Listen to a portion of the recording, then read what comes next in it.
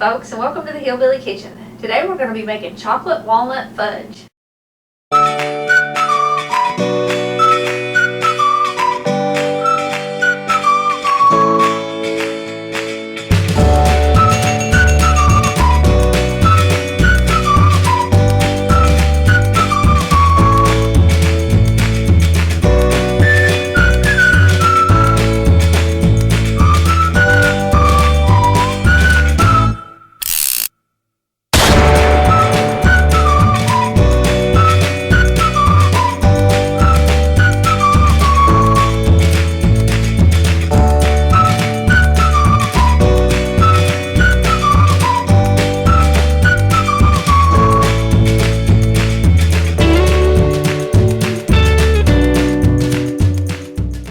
Okay, to start our fudge, I have 3 cups of sugar, 3/4 of a cup of evaporated milk, 3/4 of a cup of butter. We're going to put that in a pot and boil it for about 5 minutes or so, and when it's done, we're going to add 2 cups of semi-sweet chocolate chips, a 7-ounce jar of marshmallow cream, and a cup of chopped walnuts. We're also going to add about a teaspoon of vanilla, maybe a little more. Now normally I would pour all of my fudge into a pan, and I have prepared this pan. I just took some butter and wiped it all around the bottom of the pan, let it cool and cut it into squares. But part of this fudge I want to give away for Valentine's Day. Some of it is even going to be in our Valentine's Day giveaway thing, so if you have not registered for our Valentine's Day giveaway, go check out that video and be sure to register because that drawing is coming up here very quick. What I've done is I took my little mini muffin pan, and I got some of these little candy cups. They do sell these at Walmart and several other places, and they always have them in holiday themes. They also have them in plain white if you just wanted plain white, but I put the little paper cups in my mini muffin pan, and before I pour my fudge out when it gets done into the pan to cool, I'm going to scoop out enough to fill my little mini muffin pan so that I will have some little individual fudge candies that are in these little decorative cups. So let's get this over to the stove and get it started. Okay, I'm just going to turn my stove on medium here, and you do want to make sure you have a pot bigger than your ingredients because this fudge kind of grows as it starts to boil.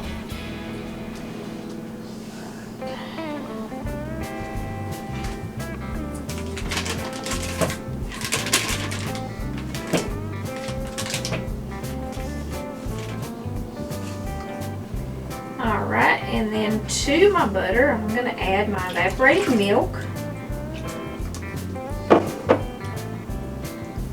and my 3 cups of sugar. Now, while you're bringing this up to a boil, you do want to stir it. You definitely want to stir it until you get your sugar kind of stirred in, but you don't want to ignore it. You can quit stirring for just a second while you're waiting on it to boil, but not long. Because even though it's not hot enough to boil yet, that butter and that milk will scorch and it will ruin your fudge. Once it starts boiling, you're going to stir it constantly.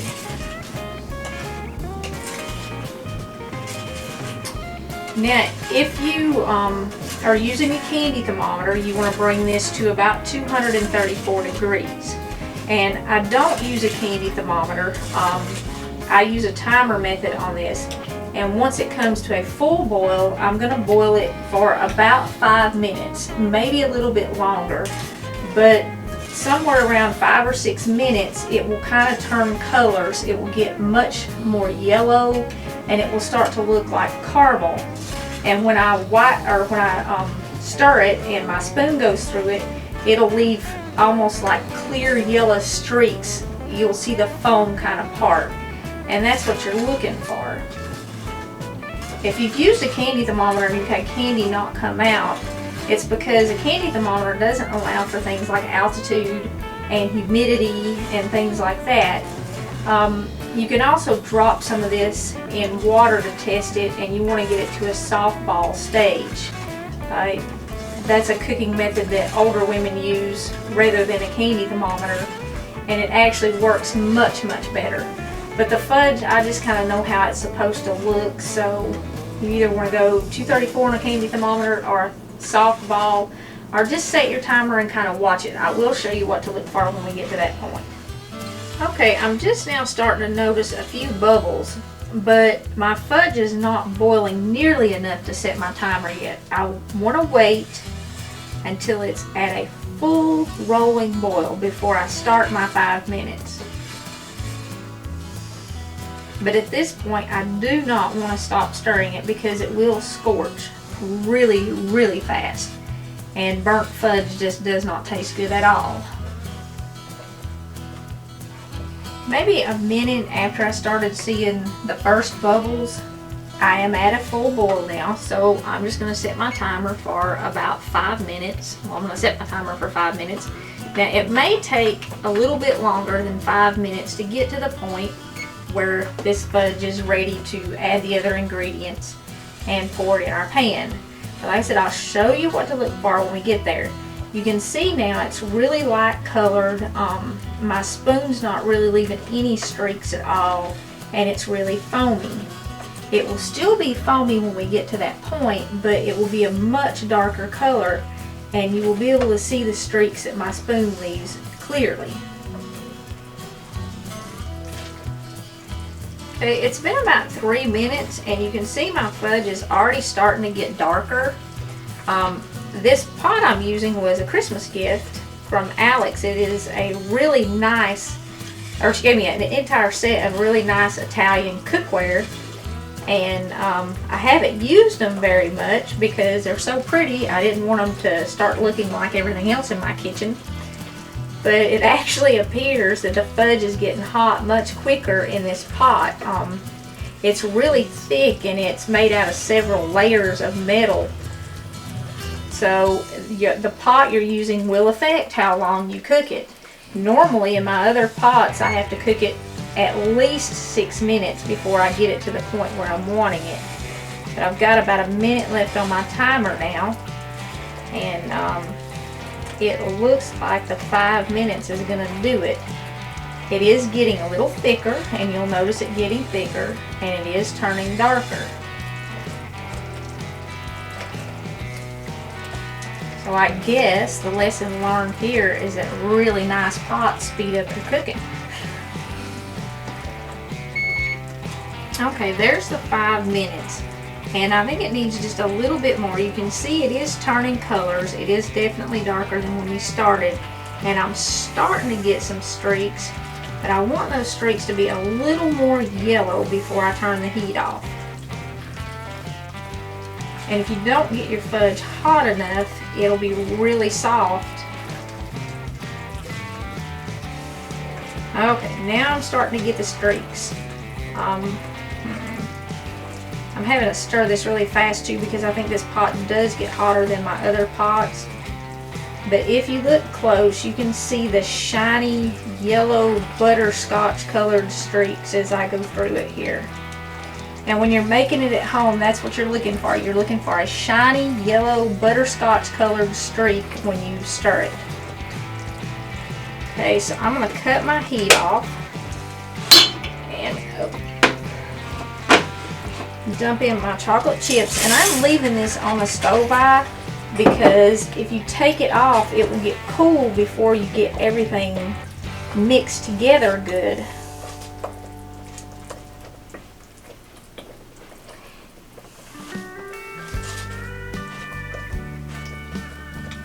At this point, you do have to kind of work quick because you don't want it to scorch while you're adding ingredients.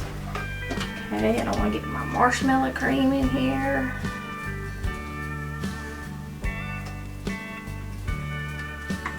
And this stuff never comes out quick. Don't work on it too long in between stirring it. If you can't get it all out real fast, just sit it down, give your fudge a stir again, and then once you've stirred it so that it doesn't scorch, because remember that stove eye is still really hot, and now you've got the chocolate in there that will scorch along with your sugar and your milk. And because I'm putting some of this in the baking cups too, I definitely don't want to take it off the heat, because before I get it all in the baking cups and then dumped in my pan for the rest of it to cool, it'll get too thick on me to dump it in my pan if I take it off the heat now. kind of scrape the edges as you're stirring it, and you also want to make sure as you're stirring it that you get your spoon down in the corners of your pot, because you'll have lumps of chocolate stuck in them, or lumps of the marshmallow stuck down in the corners of the pot.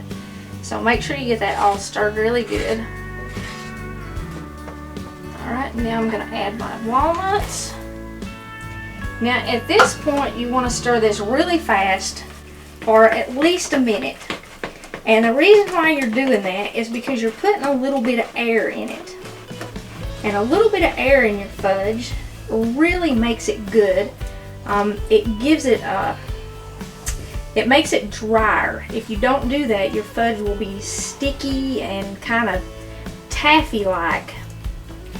But if you stir it fast and you get a little air in it, it makes it much more like fudge and less like taffy. So this part here is as important as getting the fudge hot enough when you're cooking it.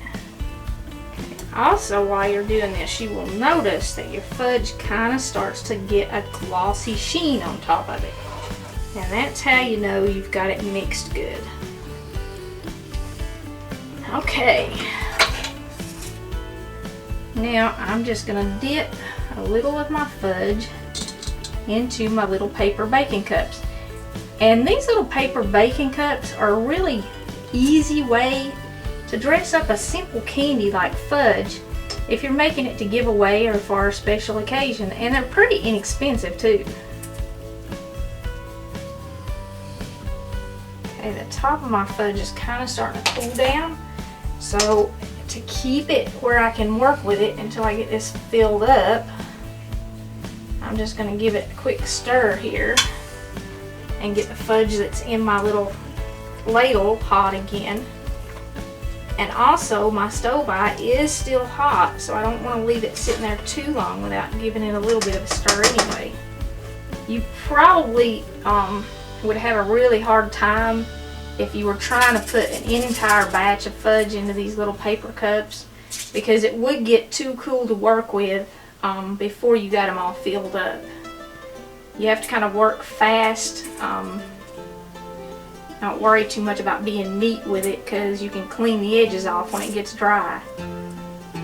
But once it gets cool, there is no working with it, and when you try to pour it in your pan, it'll look all crackly and stuff, and I don't want to mess the rest of this batch of fudge up, because nowhere near all of it's going to go in these little cups. So work fast and fill them up, and don't worry about being neat if you're doing this. If you were making a batch of this and you weren't taking any of it out for the little cups, you would want a 9 by 13 pan or something close to that to pour it in. I'm using an 8 by 11 because I did pour quite a bit of it in those little cups.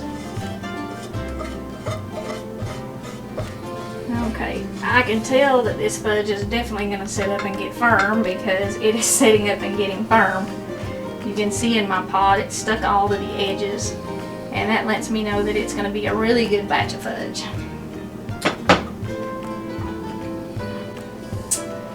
Okay, so whether you're making this and you're putting it all in a pan and you're going to cut it up in squares and serve it that way, or you want to do something a little fancier to give away, maybe for Valentine's Day or even at Christmas time and stuff, they make little paper cups.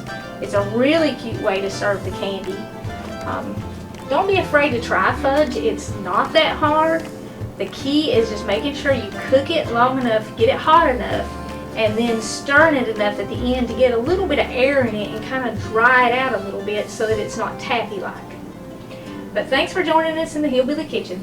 Don't forget to click like and subscribe, and we'll see you next time.